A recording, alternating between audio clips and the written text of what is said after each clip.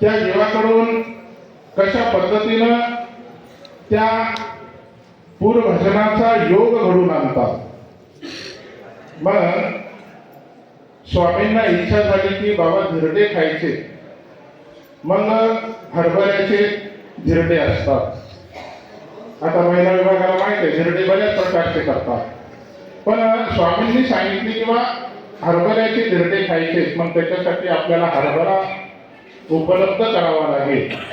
आणि मग पद्मनाभीला पाठवलं. जा म्हणले. शांतता. ऐकायचं नसेल तर गपचूप बसा.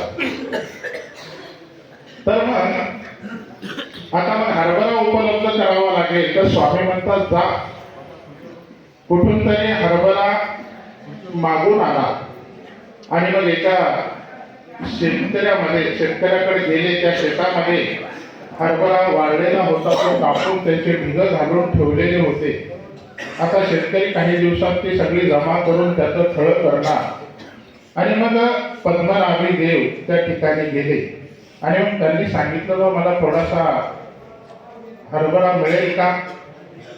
आणि मग त्या शेतकऱ्यानं पद्मनाभीकडे बघितलं. कोणीतरी एक सात्विक पुरुष आहे, कोणीतरी एक चांगला व्यक्ती आहे. आणि मग त्या शेतकऱ्यानं सांगितलं की बा ठीक आहे घेऊन जा, तुम्हाला लागते तितका घेऊन जा. आणि मग पद्मनाभीनं ते जे कापून ठेवलेला जो हरभरा असतो, ढिग घातलेले असतात, ते लागल तेवढा जमा केला, त्याचं गठोडं बांधलं आणि घेऊन जाऊ लागले. पण त्या शेतकऱ्यानं बघितलं की बा तुम्ही असा कसा घेऊन जासाल. आणि मग शेतकऱ्यानं ते सगळे घाटे वाळलेले जे होते ते रगडले, त्याला उधळलं, स्वच्छ केलं, त्याचं एक गठोडं बांधलं आणि ते पद्मनाभीच्या डोक्यावर ठेवलं.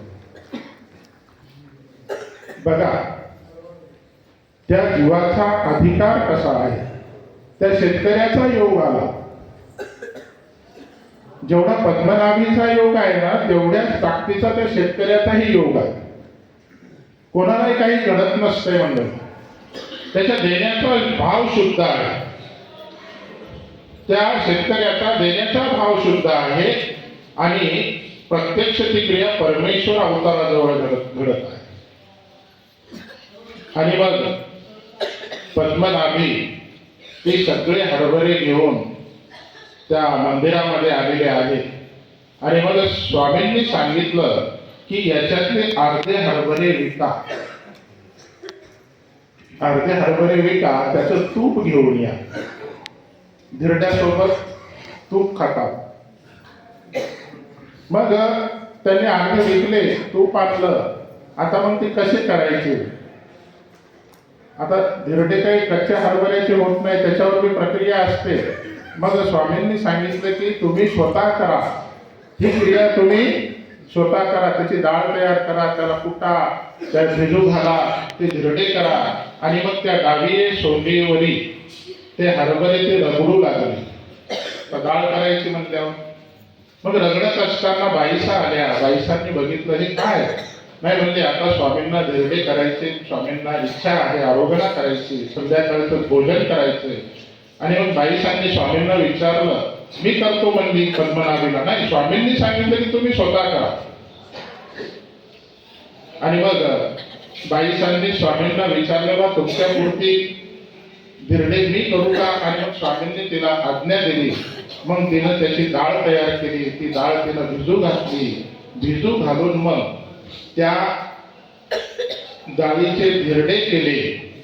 आणि मग स्वामींना, आणि मग ती तर धिरडे करतच होती, पण पद्मनाभीने तिला विचारू तिला मदत करत होते. आणि अशा पद्धतीनं स्वामींना त्या धिरड्याच्या आरोग्याला संध्याकाळची व्याळी स्वामींची त्या ठिकाणी झाली. आणि नंतर सर्व भक्तिजनांची ही व्याळी झाली. तर अशा पद्धतीनं ही लीळा फार महत्वाची लीळा आहे. कारण साधनदाता सर्वज्ञ श्री चक्रधर स्वामी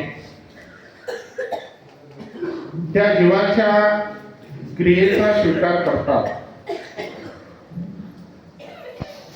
कारण हेतूशिवाय परमेश्वर कोणतीच क्रिया करत नाही. किंवा लीळा होत नाही. आणि या ठिकाणी प्रत्यक्ष परमेश्वराच्या ठिकाणी ती अन्नदानाची क्रिया घडलेली आहे. तर यामध्ये तो जो शेतकरी आहे ना, त्या शेतकऱ्यालाही पद्मनाभी इतकंच पुण्यही लागणार आहे, कारण त्याच्या स्वतःच्या मालकीचं ते अन्न आहे आणि त्याला तेवढ्या आत्मीयतेनं, तेवढ्या निर्मळ हेतूनं ते अन्नदान केलेलं आहे.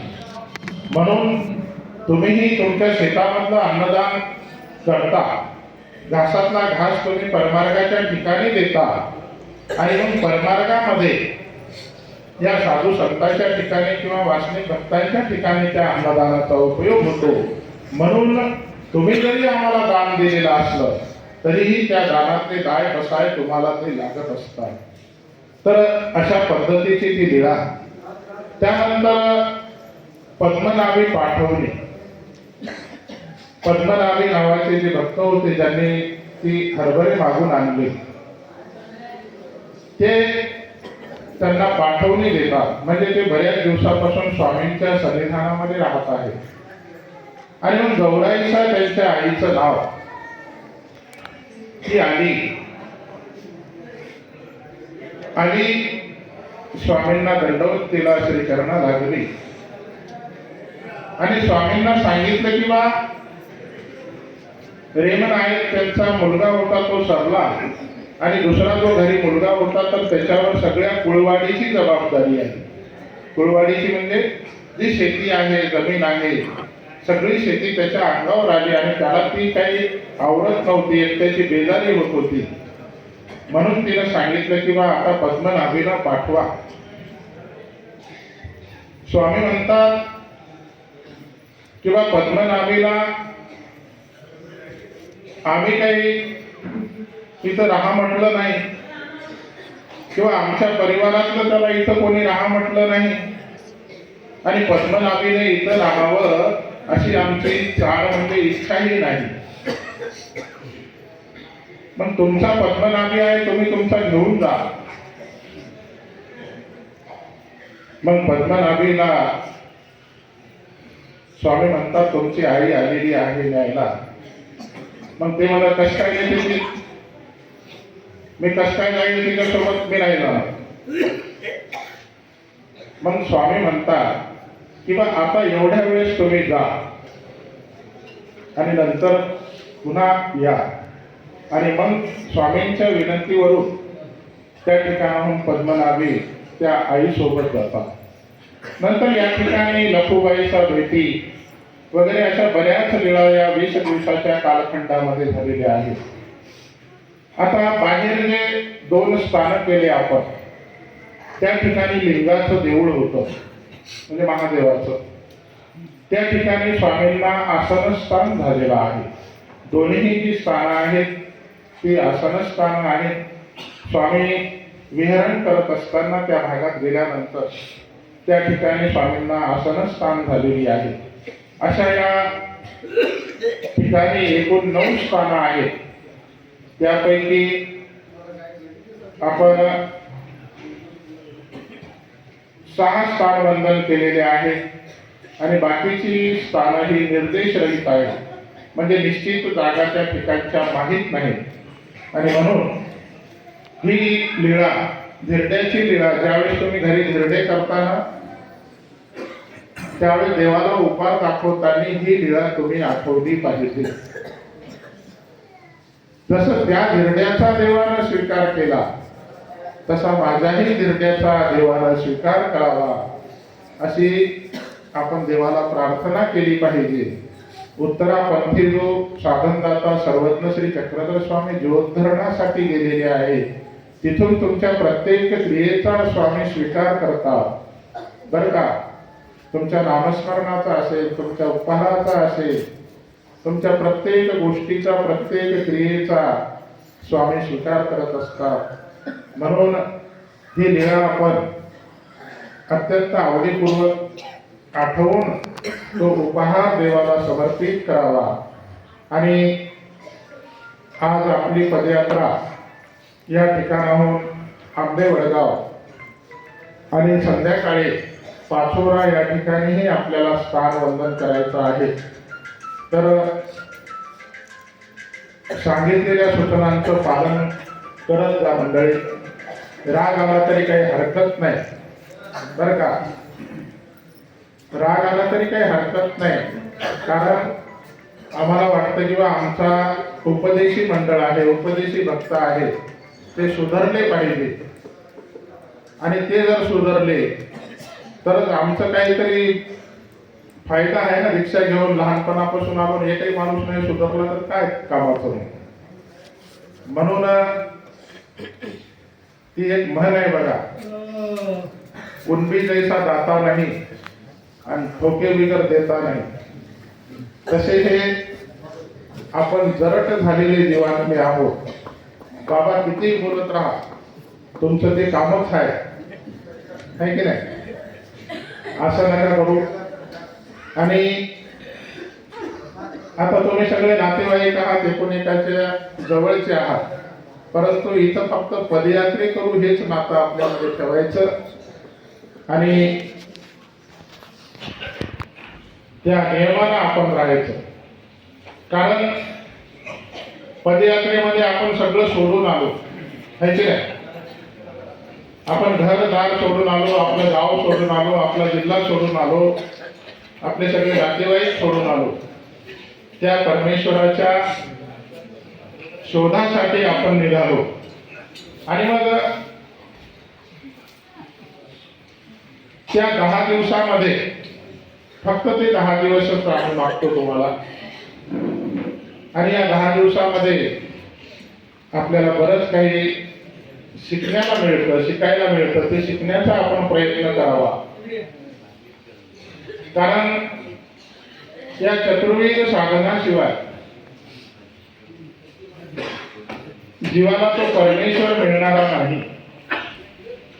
आता आपण असंविधानामध्ये आहोत आणि असंविधानीचं जे साधन सांगितलेलं आहे, स्थान, प्रसाद, भिक्षू, वाचने, हॅलो,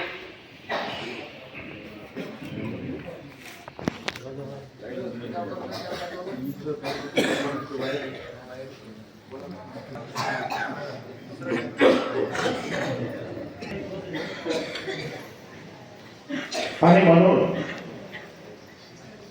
आपण ह्या पदयात्रेच्या माध्यमातून जास्तीत जास्त प्रसाद वंदन कसं आपल्याला करता येईल, जास्तीत जास्त नामस्मरण कसं करता येईल, जास्तीत जास्त स्थान वंदन कसं करता येईल, या 10 दिवसामध्ये तो प्रयत्न करायचा आहे.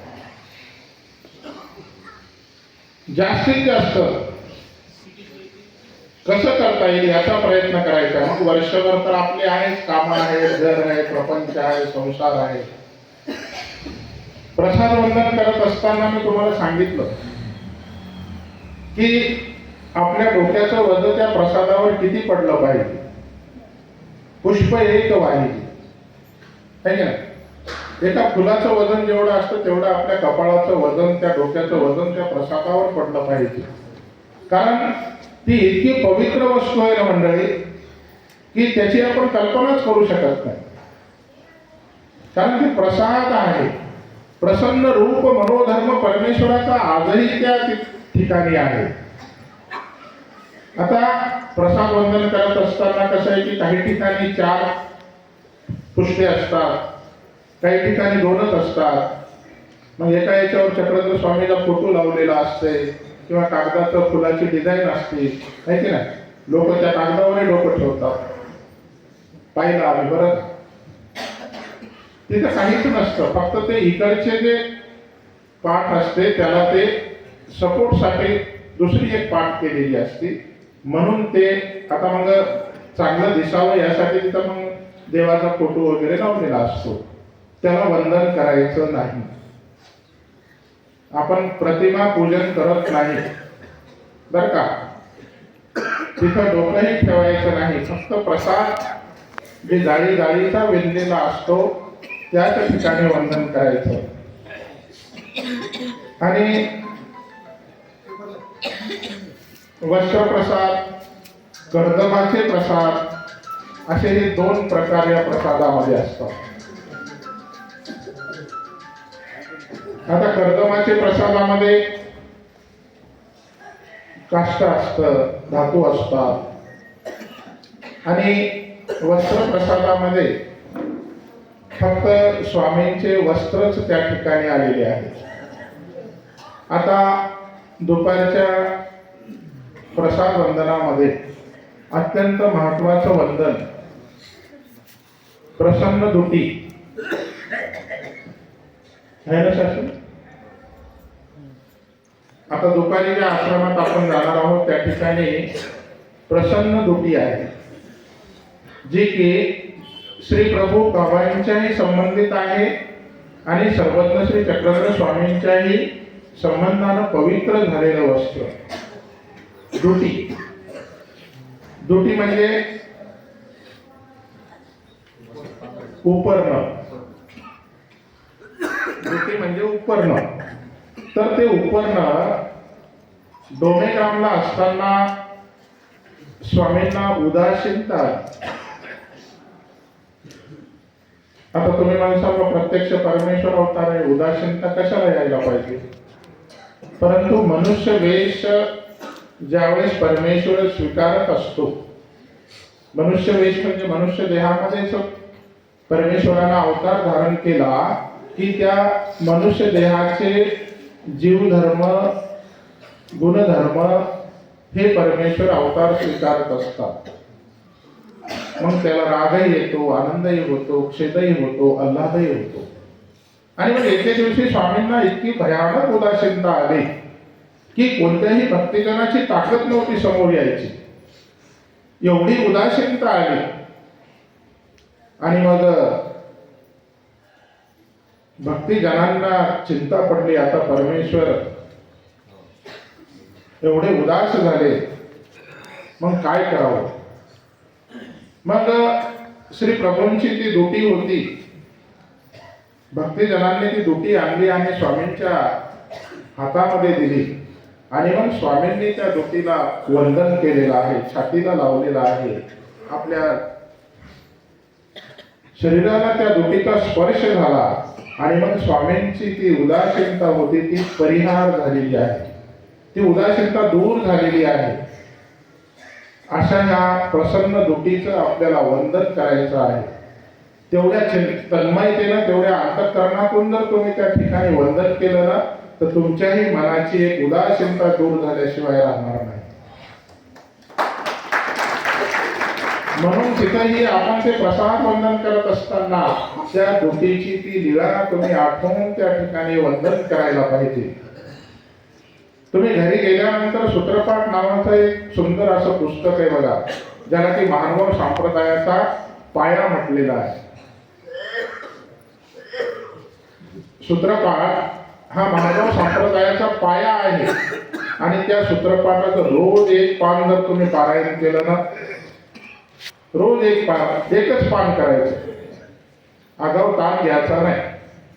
आज एक पान वाचलं, त्याच्या पुढचं उद्या वाचायचं, त्याच्या पुढचं असं वाचतच राहायचं बरं का, वाचितच राहायचं. वाचता वाचता प्रसाद सेवा नावाचं एक प्रकरण लागते आणि मग त्या प्रसाद सेवेमध्ये किती फायदे आहेत, किती महत्व आहे, त्या प्रसाद सेवेमध्ये किती प्रकारची वस्त्र आलेली आहेत, किती प्रकारचे धातू आलेले आहेत, या सगळ्याची माहिती तुम्हाला घर बसल्या होती. पण ते वाचलं तर किती बाया वाचतात? हा, एकच वाचते. आता तुम्ही वाचत असाल, तुम्ही हातवर करीना ते भाग वेगळा आहे बरं का, पण वाचता. पण ज्या वाचत नाही त्यांनाही वाचावं, कारण ह्या मोबाईलवरच्या पोथ्याला फिटायला काही होत नसते मंडळी बरं का. ह्या कल्पना डोक्यातून काढून टाका. तुमच्या मठ मंदिरात जे साधू संत आहेत ना, त्यांच्याजवळ जाऊन धर्मचर्चा करा. तो त्या मोबाईलला काही होत नसते. हे तुम्ही बुटं घालून ऐकता, चपात्या करीत करीत ऐकता, काय फायदा आहे त्याचा? सगळं ध्यान संसारामध्ये ते लावून ठेवलं तिकडं. बाबा आज कोणाची पोथी होती? आमच्या बाबाची होती. उद्या कोणाची? त्या आम्ही रोज पोथ्या ऐकतो. चपात्या करीत करीत लेकराला आंघोळ झाली तसं नाही. हे सन्मुखच त्या शास्त्राचं बीज होत असतं, त्या शास्त्राचा उमट होत असतो. मोबाईलमध्ये आज तुम्ही किती मेसेज वाचता, उद्या एकतरी विचारलं तर ध्यानात राहते का तुमच्या? मग याच्यातलं शास्त्र तुम्हाला उमटल काय? नाही उमटत. म्हणून प्रत्येक मठ मंदिरामध्ये साधू संत आहेत. साधू संत नसले तरी तुम्ही प्रत्येक गावामध्ये कार्यक्रमाचं आयोजन करता. त्या कार्यक्रमात आलेल्या साधूकडून तुमच्या शंका असतील, प्रश्न असतील, उत्तर असतील. साधूला फुकट काही द्यायचं नसते बरं का. तुम्ही काय करता, बाबा पायलीच्या जागी 2 पायल्या घ्या, मला जाऊ द्या वर्ष टाका, असंच करता. त्याला बसवायचं, मस्त आसन बसायला टाकायचं, चहा ठेवते बाबा, घेणंच लागत. मग आपला एखादा तरी प्रश्न विचारा ना, एखादा तरी प्रश्न विचारा, एखादी शंका विचारा. तुम्हाला माहित नाही तर तुम्ही विचारसाल कसं? एक प्रश्न आहे. म्हणून हे सूत्रपाठ तुम्ही वाचन करा, म्हणजे तुमच्या मनात असंख्य प्रश्न तयार होतील.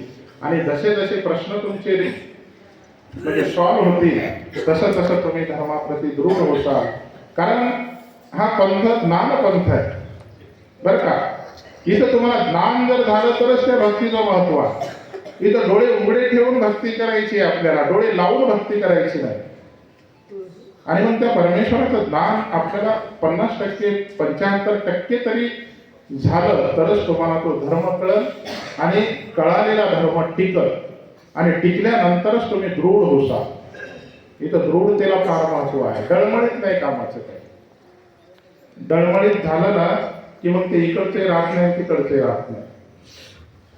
मग त्याच्यासाठी आपण निश्चितच आजपासून हे शेंदुर्णीच्या स्थानावर असा संकल्प करा की आम्ही रोज सूत्रपाठाच्या एका पानाचं पारायण करू. 2चं करा, 3चं करा, जसा वेळ भेटेल तसं करा, पण करत राहा. सगळं सूत्रपाठ झालं की पुन्हा पूर्वीपासून सुरू करायचं बरं का. झालं म्हणून ठेवून द्यायचं नाही गुंडाळून पोथी म्हणून. झालं बाबा, वाचलंय. हो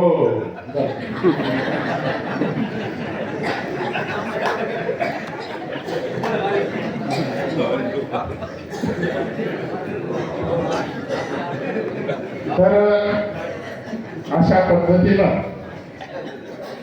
आज रात्रीपासून ज्यांची आपली उत्तम प्रकारे ज्यांनी आपली व्यवस्था केली, आज सकाळचा चहा नाश्ता वगैरे सगळी व्यवस्था या शेंदुर्णी येथील सद्भक्त गोविंद शेठ अग्रवाल आणि त्यांचे सर्व सहकारी,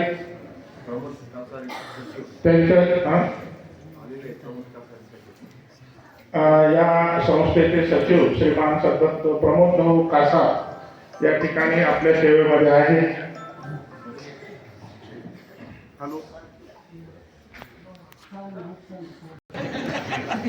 बरं का, पण आज खरं बोलतो.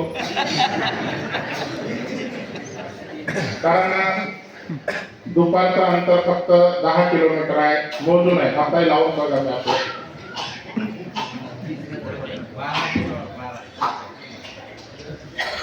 12 ते गाव आहे. गावाच्या बाहेरच आश्रम आहे 2 किलोमीटर. इंचा तर झाला गेला जेवण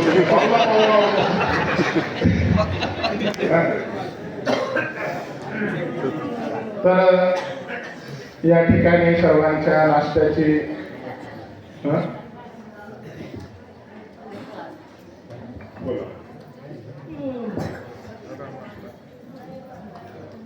आताच आपल्याला बाबांनी ज्या लीळा सांगितल्या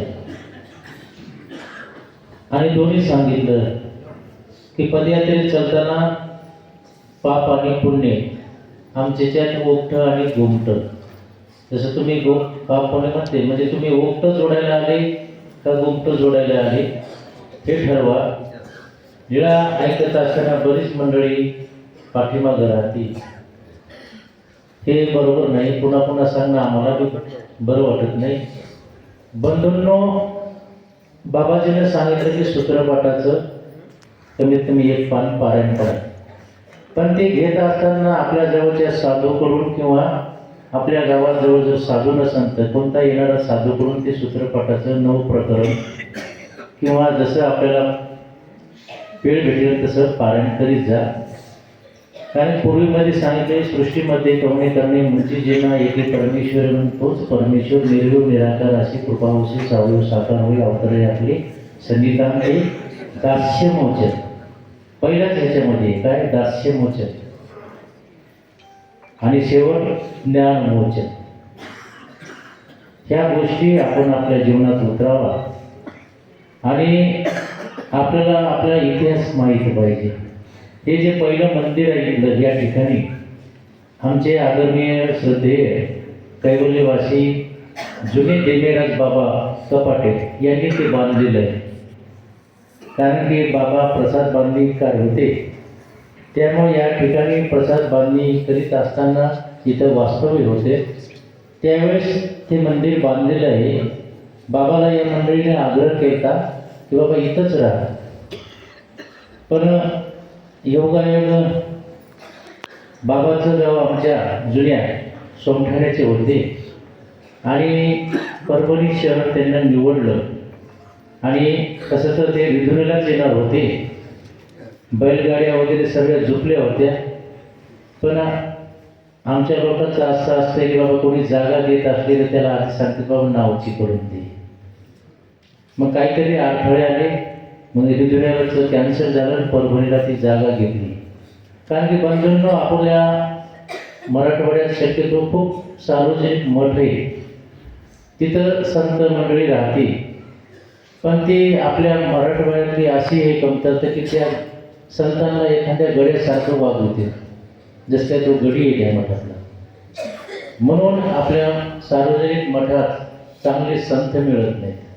तुमच्या गावात जर मठ असेल तिथं जर चांगला संत भेटला तर तुमचं चांगलं जीवनाची वाटचाल चांगली राहील. कारण की चांगल्याची संगत केलं तर चांगलं होते. संगत किए अच्छे की तो बढ़त बढ़त जाए, संगत किए गधी की तो दो दो लाता खाय. कारण की चांगल्या माणसाची जर संगत केली तर जीवन तुमचं चांगलं होते. म्हणून या मंडळाचं नाव काय, संग सांगा. संघ के जे ज्ञाना विरक्ताचा संघ करायला पाहिजे आणि सांगत म्हणजे ते घेऊन देणार. आपण बघितलं या 24 वर्षांमध्ये अनुभव, हे दुसरा अनुभव आहे कालचा जो प्रकार घडला. कोणता, अंगठीचा. याच्या आधी काटोल ते डाकराम सुकळी या पदयात्रेत असंच एका महिलेचं पाटले हात होते सोन्याचे. त्या महिलेचा दीक्षा झालेली दीपक आपलं त्याची आई, ती विजयगावचीच आहे. तर पहिल्यांदाच पदयात्रा आली आणि आता माहिती नसते, जसं आता प्रत्येक वेळ कसं असते की मौल्यवान दागिना घेऊन येऊन ती आली ना, आंघोळ करता करता त्या बाथरूममध्ये ठुले आहे तिसऱ्या दिवशी बरं का. आणि त्यावेळेस बी रुद्राचे लोक होते. आता तुम्ही त्यांच्या मागे ही सेवा आहे, आम्हाला त्यांच्यावर विश्वास आहे. कोणावर, म्हणजे सेवेकरी रुद्राची सत्भक्त. कारण की त्यांच्या गावामध्ये रुद्राने छत्रपती महाराजाचा आबासाहेब बाबासाहेबचा विशेष आहे. आता काही जण यावेळेस सुद्धा म्हणले बाबा सेवेकरीला विचारा, पण ती मंडळी तशी नाही. आमचा विश्वास आहे 24 वर्षापासून ते आमच्या पदयात्रेत येते. आता काही तरुण मुलं आहेत, काही वयस्कर आहेत. आणि आम्ही जसं सांगितलं की बाबा ही असे मूल्यवान वस्तू हरपली, ज्याला कोणाला दुसरी त्यांनी आणून द्यावी. तर 10 दिवसाचीच होती पदयात्रा. 8 दिवस झाले आणि काटोलला यायच्या आधी 1 दिवस आधीच पालखीमध्ये ती वस्तू आणून ठेवली, जशी ठेवली तशी. कारण की या पाठीमागे ह्या मंडळाचं एकच उद्दिष्ट आहे. आता ही जे अंगठी हरपली त्या दिवशीपासून आमचे शेरू निवासी दत्तरादादाजी भोजने सार्वजनिक विडा देवावर ठेवतच होते, पण दुसराही विडा त्या अंगठीसाठी ठेवत होते की हे साधनदाता परमेश्वर हे जे आलेलं आहे संकट आमच्यावर. कारण की त्या महिलेला आयुष्यभर वाटत की बाबा पदयात्रेत गेलं आणि माझी जी अंगठी गेली. वस्तू मिळणं गरजेचं आहे, म्हणून रोज ते एक विडा पेशंट ठेवत होते. आणि का आश्चर्य, वडाळशिंग येथे ती वस्तू आली आणि परमेश्वरानं ती विनंती स्वीकार केली. कारण की लीळाचरित्रामध्ये आहे चोराची कुमती हरणे. लीळा ही चोर कुमती हरणे, म्हणजे चोराची जी बुद्धी असती ती सुद्धा या संयोगाने, या आपल्या संघानं जर सहज आली असेल ती आता वस्तू येणं महत्त्वाचं आहे. आता ते बाकी गोष्टी नाही, पण अशा सुद्धा प्रसंगातून आपण जाऊ शकतो. एक असा आदर्श आहे. तुम्ही पदयात्रेत आल्यानंतर काय होते, आमचे सदाभाऊ शिंदे आहेत का इथं, आहेत का? बघा या इकडं समोर येतात आहे आमची. या माणसासाठी एकदा टाळ्या वाजवलं. कशामुळे वाजवायच्या? कारण त्या माणसाचं जीवन कसं होतं. कारण की गंगाखेडचा रुक्मे डाकू होता. जसा आमचा गंग्या डाकू कोणता बिंदुड्याचा, त्याचा त्या ह्याच्यामध्ये 17वा नंबर पार्टनर. पण पंथाचा उपदेश घेतला आणि इकडं त्याचं जीवन बदललं. पहिली पदयात्रा होती पेठ पिंपळगाव ते राहेर आमच्या मंडळाची, आणि तो सदस्य आला सदाचा. आता काय नाव तुला? सुधासुनी अंकुळेकर जाधववाडी. मी बोलतोय खोटं आहे खरं आहे? 100% खरं आहे. कसं म्हणजे तुम्हीच सांगा तुमची भाषा. सांगा लागायचं नाही. मी नागदी विचारासारखा माणूस होतो, निवळ गुंडा. पण ह्या पदयात्रेचं 15 वर्षे 12 वर्षे मी सेवा केली. त्याचं फलित म्हणून मी आज दीक्षित झालेलो आहे. निश्चित 100% खरं आहे. पदयात्रेचं खूप फळ मोठं आहे. नागदेवासारखं होऊ शकत नाही. म्हणजे नागदेवाचार्याचं जीवन पहिलं होतं, पण स्वामीच्या सन्निधानात लागल्यानंतर आचार्यपद मिळालं. स्वामींनी फक्त 2च माणसं महाराष्ट्रात निवडले. कोण? एक नागदेवाचार्य, एक माहीम भट्ट. एक ज्ञानवान आणि एक काहीच नाही. इकडं म्हणजे आता दरोडेखोराचं जीवन तुम्हाला माहितीच आहे. बंधूंनो, त्याच आचार्याने अख्खी गंगा वळविलेली. म्हणते आपण रेड्याकरी वेद बोलले, चांगदेवाने ज्ञानेश्वर माऊलीने भिंत चलवली हे आपल्याला माहीत आहे. पण आमच्या आचार्याने अख्खी गोदावरी वळविलेली. ही कुठं आहे? परभणी जिल्ह्यात जे महानुभाव संप्रदायाचं पहिला मठ आहे त्या ठिकाणी सोमवती अमावस्या होती. आणि सोमवती अमावस्या असल्यामुळे अन्य संप्रदायाचे लोक गंगेला स्नान करतात आणि आचार्य विजनाला जायचे. आपलं हे आठवण विजन भिक्षा भोजन सुरू आहे. शास्त्रीजीनं साहेबांशी सांगितलं की माझ्याजवळ झोळी. शास्त्रीचं लक्ष नाही, गेल्या वर्षीपासून माझ्याजवळ झोळी. ते चमकणाऱ्या वस्तूकडे लक्ष दिलं. काही घड्याळ चमकती म्हणून दिसली. ती झोळी काही पायासाठी नाही, त्याच्यामध्ये माझं जेवणाचं असते, एक डबा असते. आणि कोणाला जर रस्त्याने भूक लागली, आमचे संत मंडळी संयोजक मंडळी आहे, आणि त्या दिवशी मधुकर दादांना उदक घेतलं तर होतं म्हणून दिलं. ती गौसनी म्हणते, त्याला बरोबर जवळ आहे. आणि त्या गोष्टी सोमवती अमावस्या होती. आचार्य नागदेव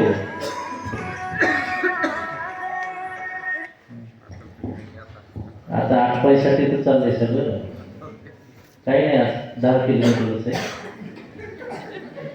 आणि खरंच आहे. तर सोमवती अमावस्या होती. अमावस्याला महाजन मंडळी स्नान करायला जायचे, म्हणजे वर्षातून येणारी ती अमावस्या आहे बरं का. तर आचार्य बसल्यानंतर आचार्यांना म्हणतात, महात्म्य गंगेत स्नान करा ना. गंगेत जर स्नान केलं तर तुम्हाला पुण्य पदरात पडेल. आचार्य म्हणतात, बाबा आम्ही खरंच जर पुण्य पदरात पडायचं तर गंगाच आमच्याकडे येईल. तर का आचार्य? लगेच गंगेचा खळखळाट तिकडं आला. आचार्य मार्गो परते सरा गंगेले होते. तर अख्खी गंगा ओळालेली पार त्र्यंबकेश्वरपासून बासरपर्यंत चंद्रापूर झालेली. चंद्राची जशी चकोर असते ना, तशी ती गंगा आपल्या परभणी जिल्ह्यात आहे. आपण जात नाही ते वेगळं, कारण स्मृतीच नाही, आपल्याला इतिहासच माहीत नाही. फक्त आम्हाला जाळीच्या देव आंबाळी, आंबाळीला 9 पूर्ण होते. आणि त्या दत्तात्रय महाराजाला तर भूताचाच देव करून पुढे. काय ते भूत ते चमत्काराचे काय हे दत्त्या, काय दत्त्या, तुला खाईन रे, तुला पिईन रे, हसूच येते त्या भूताचं. त्याला कसं काय कळते बाबा येऊ. नुसते काही रुद्धपूर केलं नाही, उपदेशी आहेत तुम्ही, काही फलटण केलं नाही. रुद्धपूर काशी आहे, कमीत कमी जे उपदेशी आहेत त्यांनी एकदा तरी रुद्धपूर करावं. नुसतं आंबाळी जाळीचे देव हे नाहीत आपले संप्रदाय. कारण की कसं आहे, जिकडं गर्दी तिकडं जास्त असते. असो, आता सगळ्याचे दाखल्या ऐकायला लागतात. पुढचा वेळ होत नाही आपल्याला, अजून 5-6 दिवस आहे. पण 5-6 दिवस